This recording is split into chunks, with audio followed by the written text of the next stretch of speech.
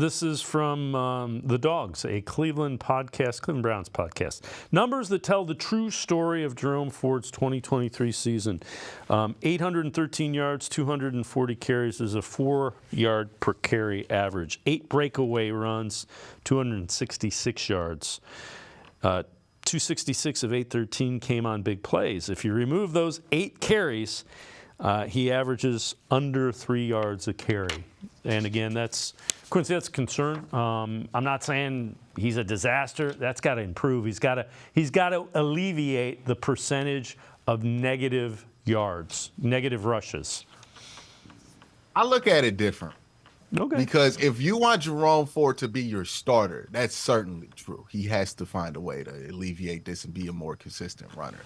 But if Jerome Ford's role on the team is to be a third running back, then I think that you're fine with that, right? If he's just kind of a change of pace, home run hitter guy, which I think that's his fit in the NFL, is a guy in a rotation of running backs. I expect the Browns to probably add a running back in free agency, so I don't think that he's going to have to carry the load as a number 2. He's going to be asked to receive out the backfield, probably be a third down back, and get like maybe 5 or 6 carries a game.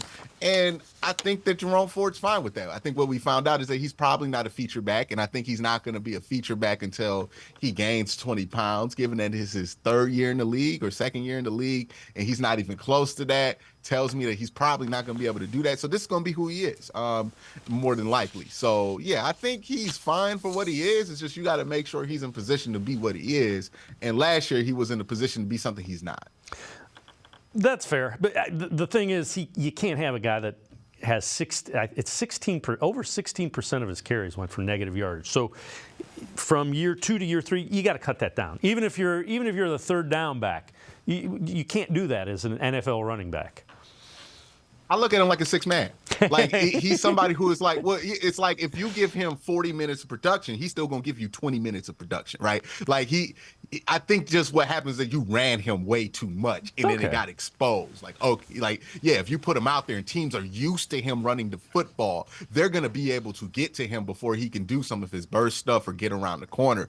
But if you just throw him in there, a little bit here, a little bit there, teams aren't going to be that prepared for him. I think he'll be more successful and he'll be useful for what he is. I just think he just got to stay in that realm, because once you do, like if you do take, let's say you do take Karis LeVert off the bench and play him 45 minutes a game, then all of a sudden, yeah, you're going to start to see the flaws, and that's going to feel like a big problem. But then you put him right back on the bench.